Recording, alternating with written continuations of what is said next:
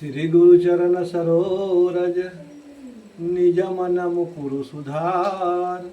बड़ रहु रघुबर बिमल यस जो दायक फल चार।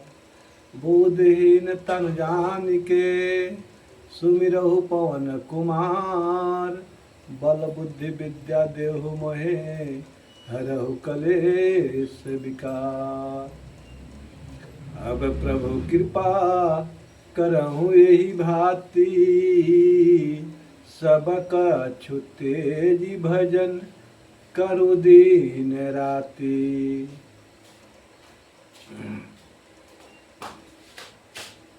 मंगल करना अमंगल हरना मंगल मूर्ति रूप। राम लखन सिय सहित हृदय बसहो सुरभूप। प्रेम से बोलिए हनुमान जी महाराज की जय, सरस्वती मैया की जय, आज की आनंद की जय। देखिए, प्रभु राम और लक्ष्मण जी और मैया सीता जी जब गंगा तट पर पहुंचते हैं और पहली रात लक्ष्मण जी के साथ और निषाद राज गुह के साथ केवट जी पूरे रात जागे थे। पूरे रात लक्ष्मण जी के साथ और निषाद राज गुह के साथ केवट भैया पूरे रात जागे थे और इनको अंजाद मिल गया था, अनुभव हो गया था कि राम जी कोई साधारण पुरुष नहीं हैं। ये जगत का स्वामी हैं, परमात्मा हैं। इनके चरण में परमार्थ करना, इनके चरण में ही नमन करना असली परमार्थ होगा। यह सोच करके निषाद राजगुह के पास केवट जी जाते हैं और कहते हैं कि सरकार, हमारा एक वरदान आपके पास धरोहर है। हमारा एक वरदान आपके पास धरोहर है और मन हो रहा है मांगने को, मांग लूं। निषाद राजगुह कहते हैं कि मांगो मांगो, क्या चाहिए मांगो। देखिए, पहले के राजाओं में आजकल के राजाओं में यही अंतर है। आजकल के राजा जो होते हैं,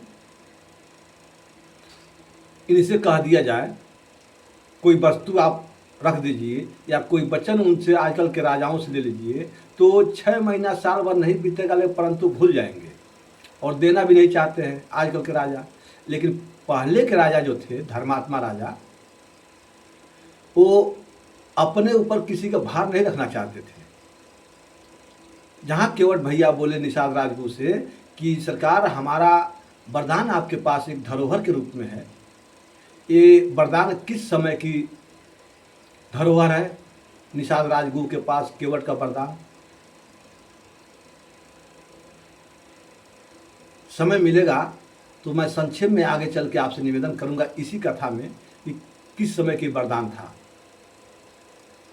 तो निषाद राज जी बोले कि मांगो मांगो, क्या चाहिए। केवट जी बोले, सरकार, मैं यही चाहता हूं कि आज आप गंगा तट पर डुगडुगी पिटवा दीजिए कि मेरे नाव के अतिरिक्त किसी दूसरे का नाव न लगे। मैं चाहता हूं कि प्रभु राम मेरे नाव पर चढ़ करके गंगा पार जाएं। केवट जी समझे, भाई बोले, इसमें कौन सी बड़ी बात है। उनको क्या पता कि इस केवट के मन में क्या क्या चल रहा है। बोले, भाई मैं अभी डुगडुगी बजवा देता हूं कि तुम्हारे अतिरिक्त किसी का नाम गंगा तट पर नहीं रहेगा। डुगडुगी बज गया कि केवल केवट के अतिरिक्त इनका नाम क्या था जो केवट भगवान का पार लगाए। इनका नाम था, देखिए, झिन्नू केवट, इनका नाम झिन्नू केवट बताया जाता है, जो प्रभु राम जी को पार लगाए थे। इसका इनका कथा मैं आगे थोड़ा संक्षेप में आपसे निवेदन करूंगा। परंतु निषाद राज गुह ने चारों तरफ डुगडुगी बजवा दिया कि निषाद राज गुह के झिन्नू केवट के अतिरिक्त किसी का नाव गंगा तट पर आज नहीं लगना चाहिए। इधर केवट जी प्रसन्न होते हैं और प्रसन्न होने के बाद अपना नाव लेकर के, देखिए केवट जी सबको मना भी कर दिए और अपना नाव ले जाकर के बीच नदी में खड़ा कर दिए कि कहीं किनारे ले जाकर के लगा दूं। राम जी आकर के चढ़ करके बोले ले चलो, तब क्या करूंगा, इसलिए बीच नदी में ले जाकर खड़ा किया था। इधर प्रभु राम जी, लक्ष्मण जी और सीता जी और निषाद राज गुह जी, चार प्राणी गंगा तट पर जाते हैं। और भगवान क्या हैं, भगवान राम अंतर्यामी हैं, इस सबके हृदय की भावनाओं को समझते हैं। अंतर्यामी स्वामी तुम सब जाने। तो प्रभु राम जी केवट के भी अंदर की बात समझ गए कि आज केवट मना करेगा, आज केवट मना करेगा। और राम जी अपने भैया लक्ष्मण जी को भी जानते हैं, हाई टेम्परेचर वाले हैं। 440 वोल्टेज इनके पास हमेशा रहती है, बढ़ जाए तो कोई भरोसा भी नहीं, बढ़ भी सकती है, लेकिन 440 वोल्टेज टेम्परेचर इनका हमेशा रहता है। राम जी समझ गए कि यदि लक्ष्मण जी जाएंगे तो केवट मना करेंगे आज जहाँ केवट मना करेगा तो लक्ष्मण जी सीधे धनुष और बाण से बात करेंगे। तो लक्ष्मण जी जब धनुष और बाण से बात करेंगे तो मेरा भगत मार दिया जाएगा। तो भगत को मरवाना है कि बचवाना है, बचवाना है ना। तो इसलिए प्रभु राम ने सोचा कि आज लक्ष्मण जी को पीछे किया जाए। राम जी बोले लक्ष्मण जी से कि लक्ष्मण जी आप इस समय सीखिए कि सेवा कैसे ली जाती है, सेवा कैसे कराई जाती है, आज इस समय आप सीखिए। तो लक्ष्मण जी बोले ठीक है भैया, सिखाइए हमको। लक्ष्मण जी पीछे हो गए, राम जी आगे हो गए। इधर राम जी जब गंगा तट पर जाते हैं, संग में लक्ष्मण जी, सीता मैया और निषाद राजगुरु, जाकर के केवट के सामने ऐसे बाह फैला लिया, इस तरह से बाह फैला कर कह रहे हैं कि मांगी नाव न केवट आना। देखिए राम जी जाकर के वहां केवल इतना ही शब्द बोले हैं कि हे केवट भैया नाव लाइए, बस। इसके बाद जितना भी आगे कहेंगे वो सब केवट जी ने कहा है। क्या कह रहे हैं, मांगी नाव न केवट आना, और ऊपर से कही तुम्हार मरम मैं जाना। चरण कमल रज कहूँ सब कहीं, मानुष करनी मोरे कुछ अहई। छुअत शिला भई नारी सुहाई, छुअत शिला भई नारी सुहाई। बाहन तेन काठ कठिनाई।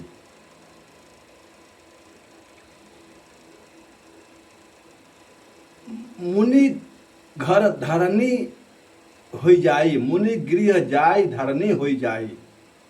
बाट परे मोर नाव उड़ाई। देखिए ये कथा विस्तार होता, इस श्लोक आनंद से आता। केवट जी कहते हैं कि प्रभु कसम से कि इस नाव के अतिरिक्त, इस नाव के अतिरिक्त मेरा कोई और कोई रोजगार नहीं है।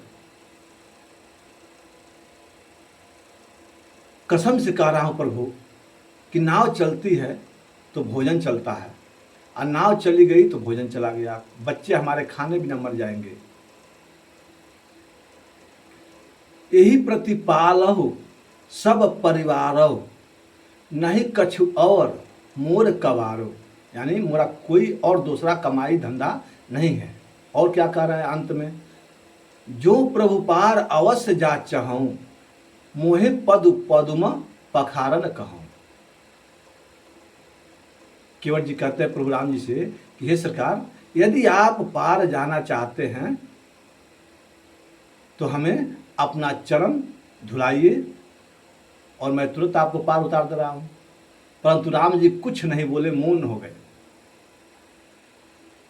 जब मौन हो गए, और इधर पहले क्या कहे थे, पहले राम जी क्या कहे हैं, मांगी नाव न केवट आना, यानी राम जी ने जब नाव मांगे तो केवट जी स्पष्ट कह दिए नहीं लाऊंगा। अब बताइए, हम में से आप में से किसी का हिम्मत है? यदि परमात्मा को हम लोग समझ जाएं, पहचान जाएं कि ये परमात्मा है और परमात्मा हमसे आपसे कुछ मांग रहे हैं, तो क्या हमारी आपकी हिम्मत है कि मैं उनको न दूं? और वो भी समान, ये भी नहीं कि घर पे है तो झूठ बोल दो, सामने है, नदी में है, उस नदी में केवट जी खड़े हैं और उसी नदी को प्रभु राम जी कह रहे हैं, मांग रहे हैं, तो केवट जी बोल रहे हैं नहीं लाऊंगा।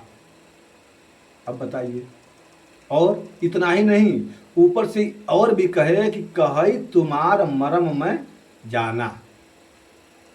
इतना बात जब केवट बोले कि कही तुम्हार मरम में जाना, तो लक्ष्मण जी बगल में खड़े थे, हिल गए। क्यों हिल गए? इसलिए बोले कि भैया, जन्म से मैं आपके साथ लगा हूं, एक साथ जन्म भया, एक साथ पढ़े, खेले, कूदे, बढ़े,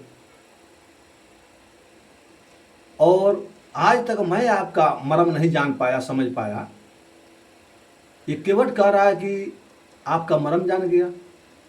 राम जी बोले लक्ष्मण जी से, लक्ष्मण, मैं नहीं बोल रहा हूं, ये बात मैं नहीं कह रहा हूं, मैं नहीं बोल रहा हूं, वो केवट बोल रहा है। तो केवट से ही पूछो कि कौन सा मरम जान गया, पूछो उससे। लक्ष्मण जी कहते हैं कि केवट, कौन सा मरम जान गए? इतने दिन से मैं इनके साथ में रहता हूं, आज तक मरम नहीं जान पाया, और तुम कह रहे हो मरम जान गए, तो जरा हमें भी बता दो कि कौन सा मरम जान गए। केवट जी बोले लक्ष्मण जी से, लक्ष्मण जी यही जान गए कि राम जी यहाँ किस लिए आए हैं, क्यों आए हैं। लक्ष्मण जी बोले भाई, इसमें जानने की क्या बात है, सब कोई जानता है कि जो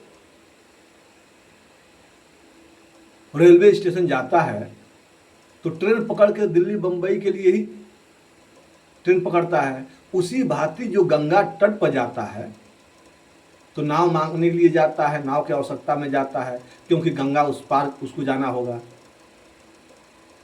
तो हम लोग भी आए हैं तो गंगा उस पार जाने के लिए आए हैं।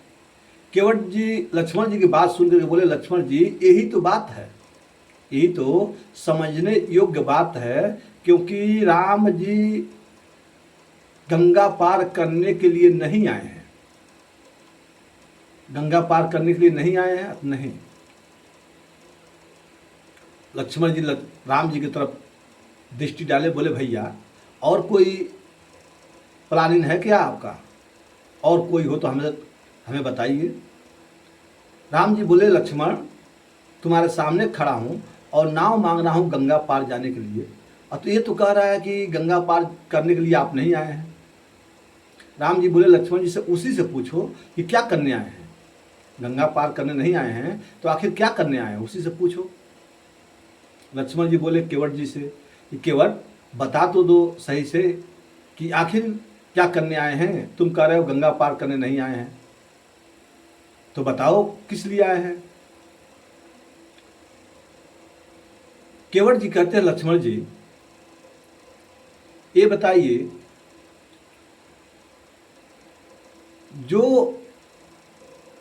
परमात्मा 3 पग के वरदान लिया राजा बलि से, और 2 पग में पूरा सृष्टि नाप गए, नीचे ऊपर सब 2 ही पग में नाप गए, एक पैर रखने के लिए कहीं जगह नहीं मिला, कहीं स्थान नहीं मिला, तो इनको बलि के सिर पर रखना पड़ा।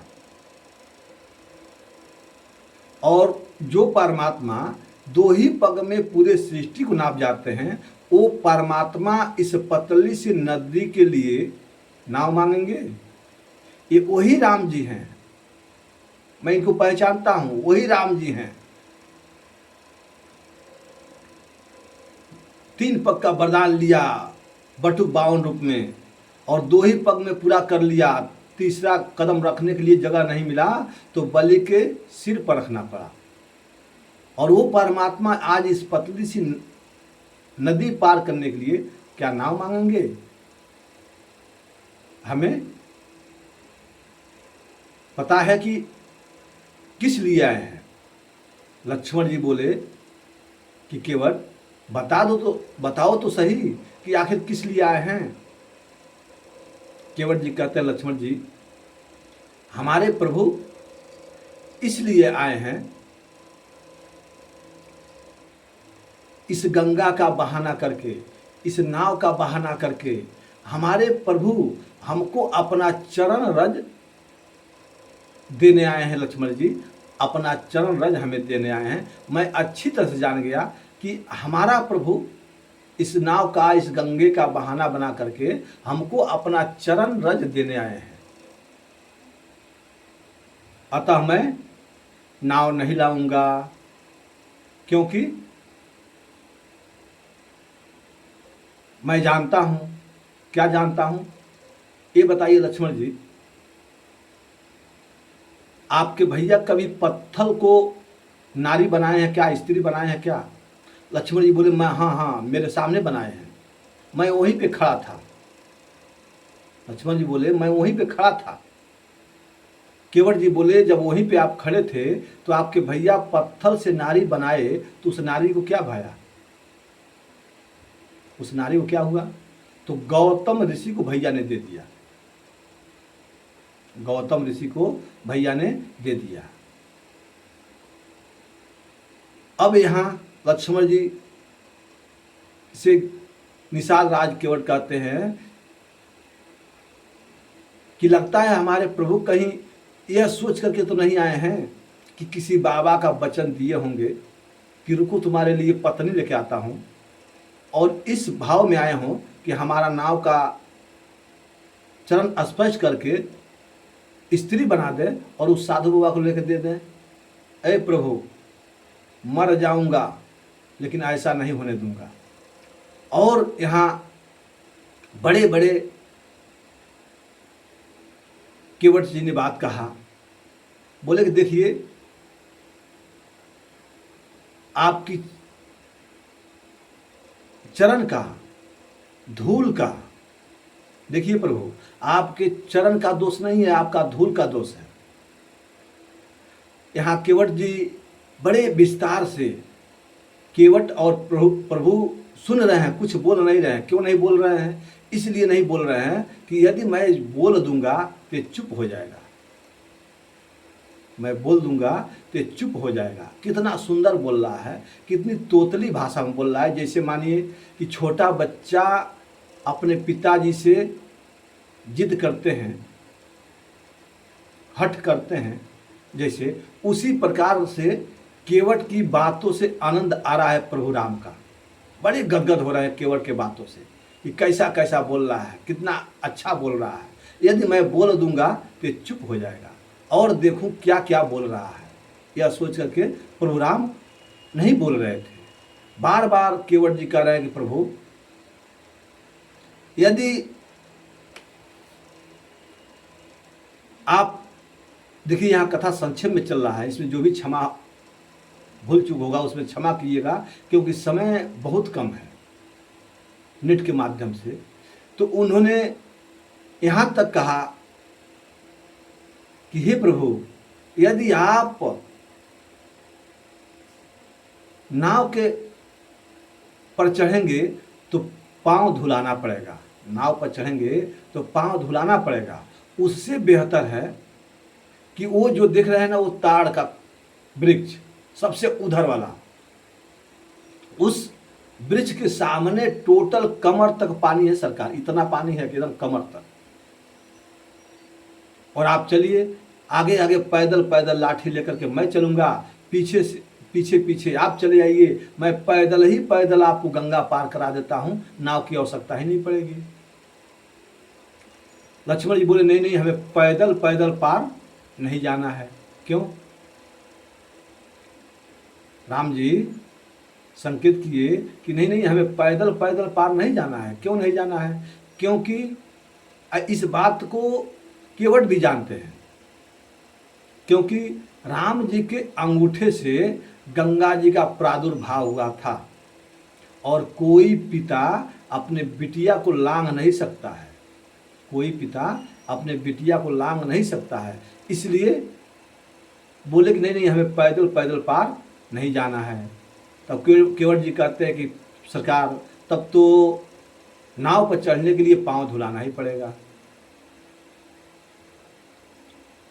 यहां बोले सरकार, आपके चरणों का मैं कितना वर्णन करूं? यदि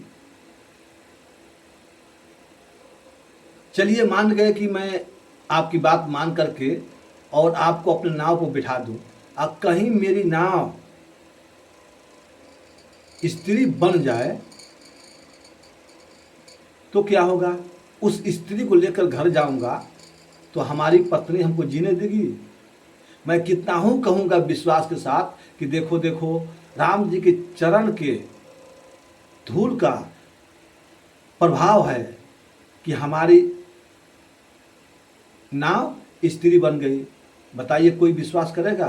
परंतु मैं जानता हूं सरकार, इन चरणों का बारे में मैं जानता हूं और कोई नहीं जानता है। इसलिए मैं लेकर जाऊंगा तो मेरी पत्नी मेरे पर बिगड़ जाएगी। विवाह, नाव बेच करके तुमने विवाह कर लिया, हमारा माथा ठीक कर देगी सरकार। क्यों हमको आफत में डालना चाहते हैं? अतः आप पांव धुलाइए और नाव पर चढ़िए, मैं गंगा पार कर देता हूं। राम जी कुछ नहीं बोले, मौन हो गए। जब मौन हो गए तब जाकर के यहां केवट जी एक बार प्रभु राम के चारों तरफ गोल गोल लगे घूमने। प्रभु जी खड़े हैं और उनको चारों तरफ गोल गोल लगे घूमने। जब घूमने लगे, लक्ष्मण जी बोले ये क्या किया, ये क्या कर रहे हो? केवट जी बोले लक्ष्मण जी से कि कुछ कर नहीं रहा हूं, देख रहा हूं। क्या देख रहे हो? तो यही देख रहा हूं कि प्रभु जो वस्त्र पहने हैं, जो कपड़ा पहने हैं, इसमें कहीं जेब दिखाई नहीं दे रहा है, इसमें कहीं जेब ही नहीं दिखाई दे रहा है। इसका मतलब जब जेब नहीं दिखाई दे रहा है तो हाथ खाली है। हाथ खाली है इसका मतलब ठन ठन गोपाल है, क्योंकि मेरे पास, इनके पास मुझको देने के लिए कुछ है नहीं। और इनके अंदर यही चल रहा है कि चार चार हम लोग पार उतरेंगे तो केवट को खिवाई क्या देंगे, क्योंकि इससे पहले केवट जी ने इतना अपना बताया था कि सरकार ये नाव चलती है तब घर में भोजन चलता है, नाव बंद हो जाती है तो घर भोजन भी बंद हो जाता है। यह सोच करके भगवान हो सकता है संकोच में पड़ गए हों। प्रभु कसम से, आपकी कसम, आपके पिता श्री के कसम,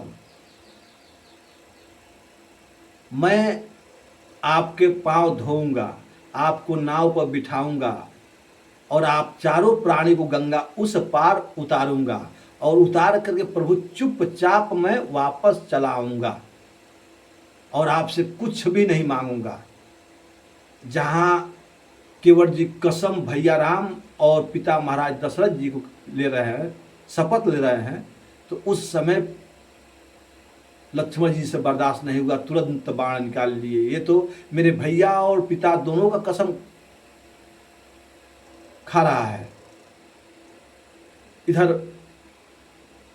केवट जी मुस्कुरा रहे हैं कि देखो देखो, एक भैया बाह फैला करके नाव मांग रहा है और एक भैया बाण निकाल कर डरा रहा है। केवट जी कहते हैं लक्ष्मण जी तुरंत बाण मारिए, इसी समय बाण मारिए। क्योंकि बाण मार देंगे तो आनंद ही आनंद हो जाएगा। लक्ष्मण जी बोले भाई मरने में कौन सा आनंद, मरने में कौन सा आनंद। केवट जी कहते हैं कि लक्ष्मण जी मैं सुना हूं कि आपके भैया बड़े दयालु हैं, आपके भैया बड़े दयालु हैं, और जब आप हमको बाण मार देंगे तो ज़्यादा समय नहीं तो लेकिन फिर भी हमारे अंतिम क्रिया दाह संस्कार तक तो ये रुकेंगे ही। एक तरफ गंगा तट होगा, दूसरी तरफ प्रभु राम होंगे, इससे सौभाग्यशाली किसका होगा। और दोनों को बीच में इस केवट का चिता जलेगी। तुरंत बाण मारिए। लक्ष्मण जी अपना बाण पीछे कर लिए, तो बहुत समझदार है, लगता है बहुत पढ़ा लिखा है, बहुत समझदार है। पीछे कर लिए। देखिए इस शब्द को गोस्वामी जी ने कवितावली में भी कुछ कहा है, कवितावली में भी कुछ गोस्वामी जी ने वहां लिखे हैं। यहां केवट की बात सुन करके लक्ष्मण जी अपना बाण पीछे कर लेते हैं। लक्ष्मण जी कहते हैं कि और कोई उपाय नहीं है। केवट कहते हैं नहीं नहीं, और कोई उपाय नहीं है, ज्यों प्रभु पार अवश्य जा चाहूं, मोहे पद पदुम पखारन कहूं। बस केवल आप पैर धुलवा लीजिए, उसमें नाव पर बिठा कर लेके जाता हूं। तब जाकर के यहाँ घंटन की बात चलती है, केवट और प्रभु राम और लक्ष्मण जी की। तब जाकर के प्रभु राम धीरे से बोले ठीक है, आओ मेरा पैर पखारो। जहां प्रभु राम बोले कि आओ मेरा पैर पखारो, तो यह बात सुन करके अब तक तो केवट जी नाव में खड़े थे, लेकिन जहां प्रभु राम बोले कि मेरा पांव पखारो और हो ही विलंब पार उतारो, यानी हे केवट भैया हमारी चरण आकर के धोइए और विलंब हो रहा है, मुझे पार उतारिए। इतना सुन करके केवट जी उस नैया का बीच में बैठ गए। और जहाँ केवट जी नैये में बैठ गए तो लक्ष्मण जी एक बार केवट का मुख देखे, दूसरे एक बार राम जी का मुंह देखे, एक बार राम जी को देखे तो एक बार केवट जी का मुख देखे, और बोले भैया भैया ये तो बैठ गया। राम जी बोले लक्ष्मण जी से पूछो क्यों बैठ गया, क्यों बैठ गया। लक्ष्मण जी बोले भाई क्यों बैठ गए, अब आकर के अब तो पाँव धोने की बात है, अब क्यों नहीं आकर के धो रहे हो। अब तो भैया जी ने मेरे कह दिए तो आकर के धो डालो। केवट जी बोले लक्ष्मण जी यदि आपके भैया धोने के लिए कहे होते तो अब तक तो मैं धो दिया होता। ये धोने के लिए नहीं कहे हैं, ये पखारने के लिए कहे हैं।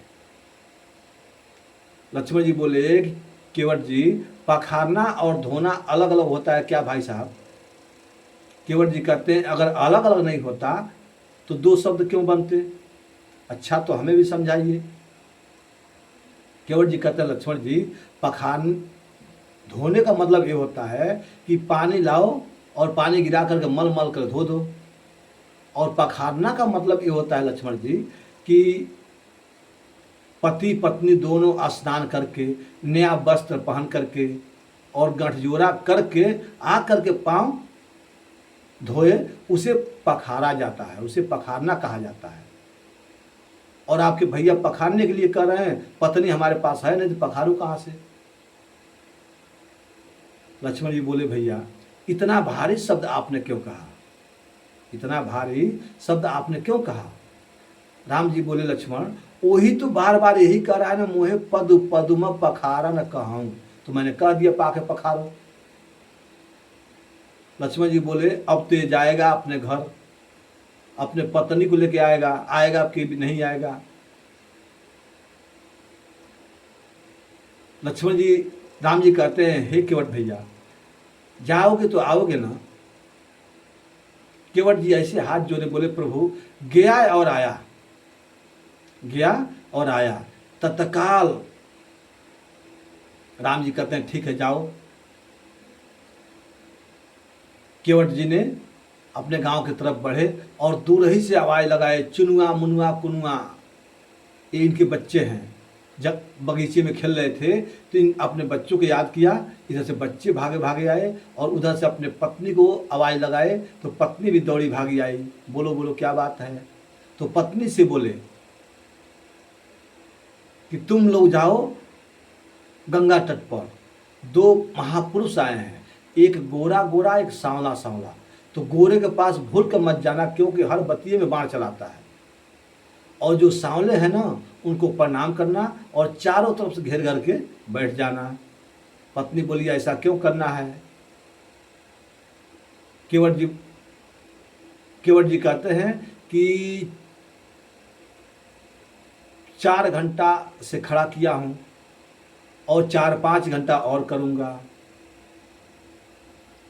और इतना कह करके केवट जी अपने घर की तरफ बढ़े और पत्नी पुत्र जा करके राम जी के चरणों में प्रणाम करके चारों तरफ से गोला बना करके बैठ गए। प्रेम से भक्तवत्सल भगवान की जय। जब गोला बना करके बैठ गए, इधर केवट जी घर जाते हैं, विचार करते हैं क्या ले चलूं, कठौता ले चलूं कि कठौती ले चलूं। केवट जी मन में कह रहे हैं कि अगर कठौती ले चलूंगा, यदि प्रभु राम का चरण का प्रभाव होगा तो कठौती स्त्रीलिंग है और कठौता पुरुष लिंग है। तो कठौती लेके जाऊंगा तो चरण का प्रभाव होगा तो स्त्री बनेगी, लड़की बनेगी। नहीं नहीं, कठौती नहीं, कठौता ले चलूंगा। यदि कठौता पर प्रभाव भी पड़ा तो पुरुष यानी लड़का बनेगा। और जब लड़का बनेगा तो बहुत मैंने नाव चलाया, उसी लड़के से नाव चलवाऊंगा दिन भर और अपने शाम को हिसाब लिया करूंगा। कठौता ले चलूंगा। तो कठौता उठाए और कितना बड़ा कठौता, एकदम छोटा सा कठौता उठाए कि एक बार में एक ही चरण प्रभु राम जी का उसमें आए। एक बार में एक ही चरण राम जी का उसमें आए। यह सोच करके छोटा सा कठौता लेकर के भागे भागे आते हैं। इधर चारों तरफ से पत्नी पुत्र घिर बैठे हैं। उसके पास गए, तुरंत कठौता में जल लिए और प्रभु राम जी का चरण पखारना आरंभ करते हैं। देखिए कैसे चरण पखारते हैं। अब वहाँ छोटा कठौता था तो एक बार प्रभु राम जी उस कठौते में जो गंगा जल लेके आए थे, उस गंगा जल से भरे कठौते में प्रभु राम एक बार अपना एक पैर रखे, क्योंकि दोनों पैर रखने का जगह ही नहीं था, इतना छोटा लाए थे। तो यह पैर, दाहिना पैर धो करके पी लिए और दूसरा पैर जब धुलाने के लिए कहे तो प्रभु राम दाहिना पैर नीचे रख दिए। और जब नीचे रख दिए, बायां पैर धो करके भी पी लिए। तब धीरे से बोलते हैं सरकार एक भूल हो गया, एक गलती हो गया। लक्ष्मण जी बोले क्या कर दिया तूने, क्या गलती कर दिया। केवट जी बोले कहीं कुछ किया नहीं, गलती यही किया कि मैं अपना गमछा बिछाना भूल गया सरकार। और गमछा बिछाना भूल गया इसलिए हमारे प्रभु कि पहले पैर में धूल लग गया है, मिट्टी लग गया है सरकार, इसलिए ये गमछा बिछा दे रहा हूँ और इस गमछे पर आप इस पैर को रख दीजिए और फिर ये पैरवा धुला लीजिए महाराज। प्रभु राम कुछ नहीं बोले। तो बायां पैर केवट जी के गमछे पर रख करके, देखिए कितने भाग्यशाली केवट जी हैं, केवट जी के गमछे पर रख करके और फिर तीसरे बार दाहिना पैर धुलाते हैं और धुला करके तीनों बार का पानी खुद केवट जी ने पान कर लिया। और उसके बाद से लक्ष्मण जी बोलते हैं केवट अब तुम्हारा वाला हो गया ना, अब लेके चलो। केवट जी बोले कहाँ लेके चलो, ये बच्चे हमारा मुंह देखने आए हैं क्या। कि बच्चे पत्नी हमारे मुंह देखने आए हैं। राम जी की तरफ केवट जी ने दृष्टि डाला, कहा सरकार एक बार आओ, एक बार धुला लीजिए ताकि बच्चों और पत्नियों को प्रसाद मिल जाए। केवट जी थोड़ा ऊंचे स्वर में बोले कि 3 बार तुमने पिया तो बच्चों का और पत्नियों की याद नहीं आया। केवट जी नर्म भाव होकर के बोले कि प्रभु पहले मेरा पेट भर जाए तब ना हम किसी और को देखूंगा। तो 3 बार में मेरा पेट भर गया और एक बार और धुला लीजिए ताकि थोड़ा थोड़ा बच्चों और पत्नियों को प्रसाद मिल जाए सरकार। लक्ष्मण जी ने फिर चौथे बार में चरण धुलाया और चरण धुलाया उस जल को केवट जी ने अपने छोटे छोटे मुखार, छोटे छोटे बच्चों का मुख खोल खोल करके भगवान के चरणान बिंद उस बच्चे को मुख में डालते हैं, अपने पत्नी को पिलाते हैं। जब पिला लिए उसके बाद से फिर प्रभु राम जी के पास आए और राम जी के हाथ जोड़ के कहते हैं सरकार एक बार और धुला लीजिए, केवल एक बार। लक्ष्मण जी बोले अब कौन बाकी है, अब कौन बाकी है जिसको धोकर दोगे। केवट जी हाथ जोड़ के बोले कि लक्ष्मण जी आप तो उस पार चले जाएंगे परंतु फिर हमको उधर से इसी पार यहीं आना है। गांव वाले छोड़ेंगे हमको? बोलिए गांव वाले हमको छोड़ेंगे? प्रभु मार डालेंगे हमको हमारे गांव वाले, क्योंकि कहेंगे अपने पी लिया, बच्चों को पिला दिया, पत्नियों को पिला दिया और हमको छोड़ दिया। सरकार आफत में मुझे मत डालिए, इसलिए एक बार और धुला लीजिए ताकि गांव वालों का कुछ प्रसाद मिल जाए। भगवान मौन है। फिर एक बार केवट जी प्रेम से गांव वालों के लिए केवट जी ने वहां भगवान का चरण रज धो करके लेते हैं और वहां से चलते हैं गांव की तरफ। जब गांव की तरफ चलते हैं धुलने के लिए तो लक्ष्मण जी बोले भैया अब क्या होगा, अब तो उसका काम बन गया, वो अपने घर चला गया, पता नहीं आएगा भी कि नहीं आएगा। राम जी पूछे भी थे केवट जी तुम घर लेके जा रहे हो तो आओगे ना? हाँ प्रभु अभी अभी गया और तत्काल आया। अब बताइए केवट जी कठौते में प्रभु का चरना अमृत लेकर के जा रहे हैं गांव की तरफ प्रसाद के रूप में वितरण करने के लिए। अब गांव में कितने लोग, छोटे बड़े नर नारी कितने लोग, अब सबको दो दो बूंद दे रहे हैं। टाइम ज़्यादा लग रहा है और गदगद होकर खुशी हृदय भाव में होकर के नाच भी रहे हैं। यहाँ भजन भी है, लेकिन यहाँ से मैं कोई भजन और कोई कुछ आपको सेवा नहीं कर पा रहा हूँ क्योंकि समय के अनुसार मैं भजन नहीं भर पा रहा हूँ। इस कथा में कैसे कैसे केवट जी नाचते हैं, कैसे कैसे भजन गाते हैं। तो इस प्रकार से 2 घंटे के बाद उधर से नाचते नाचते पूरे गांव वालों को, छोटे बड़े नर नारी को, सबको प्रसाद वितरण करके अमन चमन से गदगद होकर के आ रहे हैं। इधर लक्ष्मण जी एकदम फायर, एकदम क्रोधित स्वभाव में, अति क्रोधित में होकर के बोले अब ले चलो। केवट जी बोले बाप रे ये तो लगता है मार डालेंगे। तो केवट जी ने लक्ष्मण जी के पास नहीं गया और राम जी के पास जाकर के हाथ जोड़ के बोले सरकार एक बार और धोऊंगा, एक बार और धोऊंगा। लक्ष्मण जी सुने कि एक बार और धोएगा।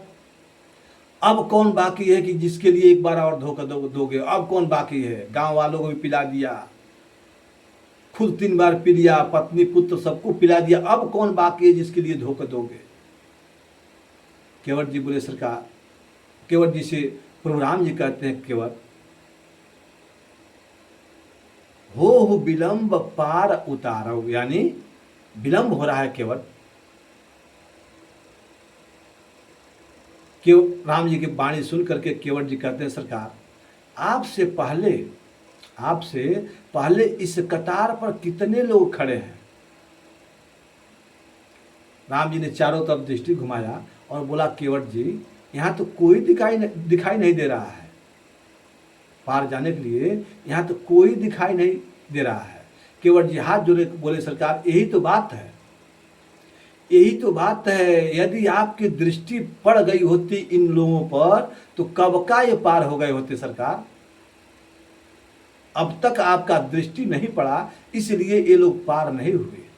राम जी बोले केवट जी से, केवट मैं तुम्हारा भाषा समझ नहीं पाया।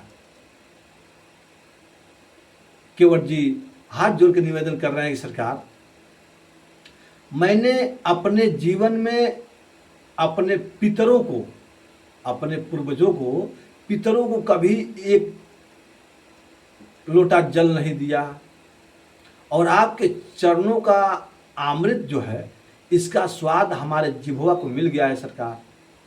और मैं चाहता हूं कि एक बार आप पैर धुला लेते तो उस अमृत से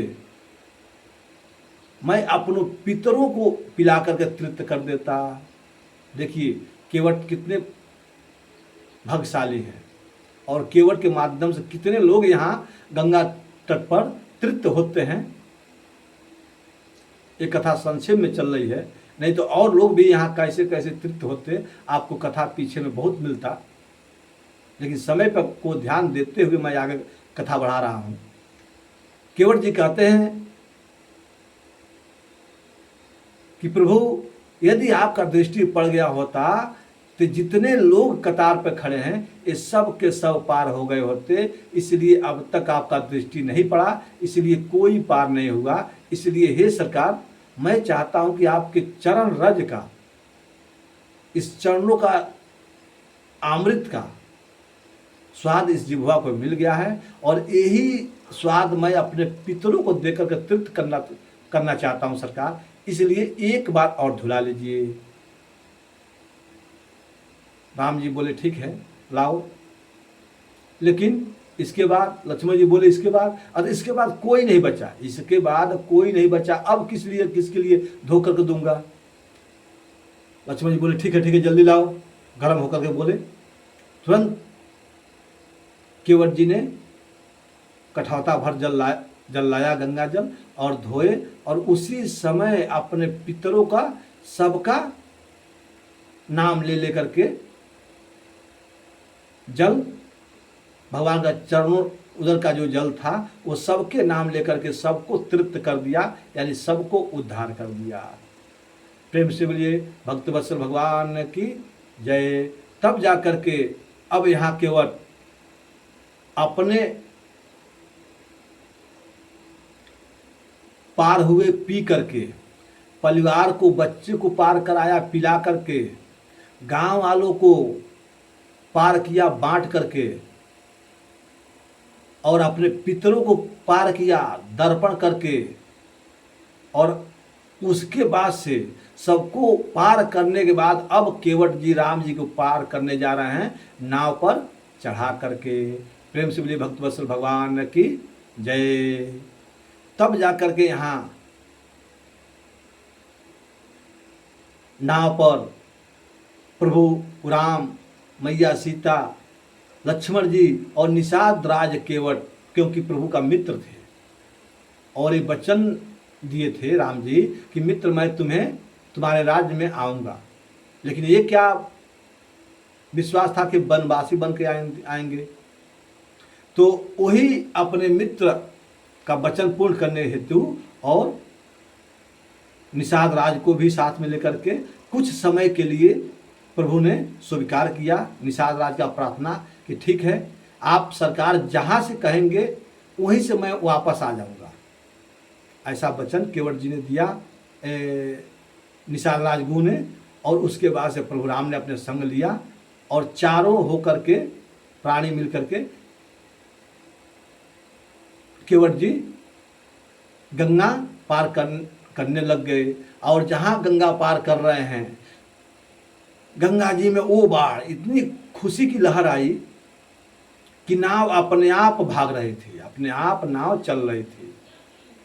केवट जी हाथ जोड़ लिए, अरे माता माता रुक जाइए, अपने वेग को सीमित कीजिए, कम कीजिए, क्योंकि हे माता आप इतने तीव्र गति से चलेंगी तो राम जी 2 ही मिनट में गंगा पार हो जाएंगे।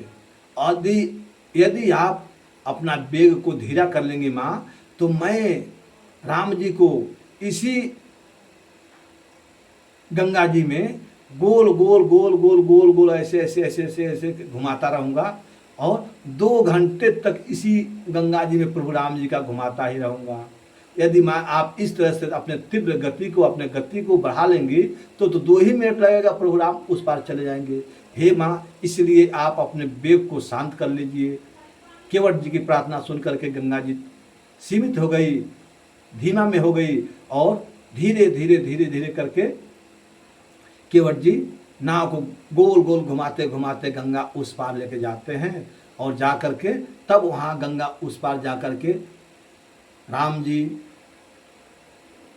देखिए यहाँ सबसे पहले केवट जी निषाद राज गुह ने नाव से नीचे उतरा, फिर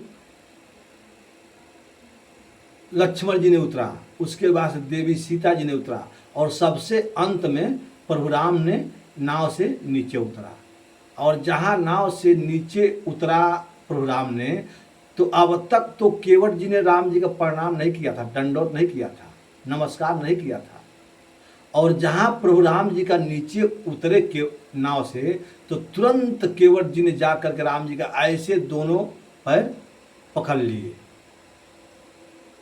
जब दोनों पैर पकड़ लिए, तो देखिए स्वभावतः ये होता है कि यदि हम किसी के पैर पकड़ें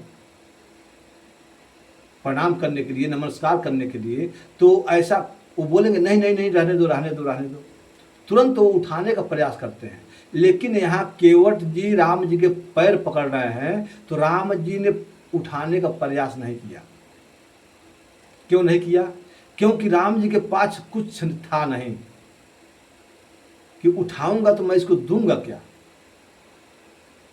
यदि मैं इसको उठाऊंगा तो दूंगा क्या, यह सोच करके प्रभु राम ने केवट जी को उठा नहीं रहे हैं। यही सी बात को माता सीता जी ने अंदर ही अंदर प्रभु राम जी के मनोदशा को, अंदर मन को अपने मन में जान जाती है कि प्रभु राम जी के मन में क्या चल रहा है। इसलिए अपने हाथ से मुद्रिका उतार करके प्रभु राम जी के हाथ में इशारे में देना चाहती थी। प्रभु राम बोले सीता जी से, सीते तुमने अपना मुद्रिका क्यों हमको दे रही हो? तो उसी समय सीता जी कह रही है, प्रभु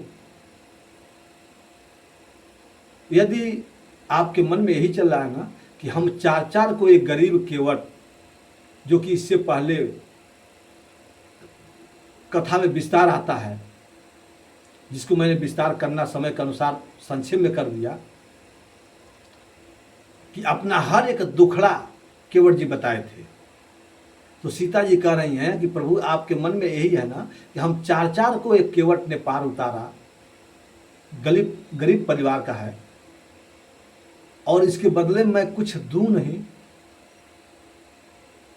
तो हे प्रभु, ये मुद्रिका ही आप अपने हाथ से इसको दे दीजिए।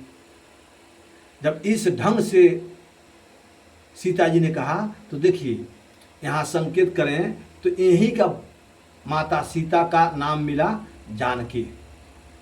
यही से मिलता है कि जब प्रभु राम को सीता माता ने अपना मुद्रिका दे रही थी, तो उसी समय प्रभु राम समझ गए कि ये मेरे हृदय की बात सीता जान गई, इसलिए इनका नाम मेरे तरफ से गुप्त नाम में मेरा नाम, मेरे पुकार का नाम इनके लिए, इनका नाम सीता न रख करके जानकी रखे थे। यानी प्रभु राम के हृदय की बात सीता जी जान गई थी, इसलिए इनका नाम प्रभु राम गुप्त रूप में जानकी जी बोले थे। और उसी समय, इसी समय की बात है कि इन्होंने, सीता माता ने भी प्रभु राम का एक नाम रखा था करुणा निधान। करुणा निधान सुजान से, ये सीता माता का किसने नाम दिया था? ये गुप्त नाम है। माता पार्वती जी ने सीता माता का, राम जी का ये नाम दिया था करुणा निधान सुजानशील। नाथों पर कर जो प्रीत जो, अनाथों पर कर जो प्रीत जो, यानी जो अनाथ को पर प्रीत करता है, अनाथ को अपना कृपा बना करके उसको सनाथ बना देता है। ये माता पार्वती जी सीता माता को बताई थी। तो माता सीता जी का जानकी नाम, गुप्त नाम यहीं से मिला, क्योंकि प्रभु राम का हृदय की मन की बात जान गई, इसलिए इनका नाम जानकी पड़ा। प्रेम से बोलिए भक्त वत्सल भगवान की जय। तो परंतु प्रभु राम सीता जी के हाथ से मुद्रिका लिए नहीं, ये नहीं कि मुद्रिका ले लिए, मुद्रिका नहीं लिए। और केवट जिसे कह रहे हैं, केवट उठो और देखो तुम्हारी माँ तुम्हारे लिए क्या दे रही है, खिवाई दे रही है, और तुम अपने माँ से खिवाई ले लो। जहाँ ऐसे तिरछी नजर करके केवट जी ने पैर पकड़े हैं और तिरछी नजर करके देखी केवट जी कि माँ के हाथ से जो मुद्रिका था वो मुद्रिका निकाल के प्रभु जी देना चाहती हैं, तो और कस करके पूरे समझ लीजिए एकदम कौजा करके प्रभु राम जी का चरण पकड़ लिए केवट जी ने, गही गए। जब पकड़ लिए बोले, और आंखों में आंसू लेकर के बोले कि प्रभु यदि आपके तन से हर एक आभूषण, हर एक चीज तो घर वाले ही उतार लिए हैं, एक माँ के हाथ में अंगूठी भी बची है, तो मैं अभागा में अपने माँ के हाथों में से अंगूठी उतरवा लूं। इसलिए हे प्रभु आप लोग जाइए, अपना कार्यक्रम कीजिए और उधर से आइएगा, तब जाकर के मैं आपसे कुछ जो आपका इच्छा होगा वो हमको खिवाई के रूप में दीजिएगा आप, और मैं उसे आपका प्रसाद समझ करके ग्रहण कर लूँगा सरकार। इसलिए इस समय हमें आपसे कुछ नहीं चाहिए। तब जाकर के भगवान ने बहुत प्रयास किया, लेकिन केवट ने कुछ नहीं लिया। तब राम जी ने केवट का अपना भक्ति प्रदान करके आगे बढ़ रहे हैं। भरद्वाज ऋषि के आश्रम जाते हैं, वहाँ लक्ष्मण जी, राम जी, देवी सीता जी, निषाद गुह जी वहाँ जाते हैं। लेकिन अब उधर कथा आगे न ले करके मैं इसी के भांति थोड़ा संक्षेप में केवट जी का विस्तार करना चाहता हूँ कि एक केवट कौन थे। देखिए, उस सिंगेरपुर, प्रेम से भक्त वत्सल भगवान की जय। अमृता जल्दी आइएगा। प्रेम से भक्त वत्सल भगवान की। आप वीडियो में आगे जुड़े रहिएगा, क्योंकि इसी के सट्टे मैं केवट जी का लीला प्रस्तुत करने जा रहा हूँ समय के अनुसार। अगले वीडियो में मैं केवट जी का चरित्र थोड़ा इसी के सट्टे भाग में अगले वीडियो में आपको निवेदन करने जा रहा हूँ। प्रेम से बोलिए भक्त वत्सल भगवान की जय। अमृता।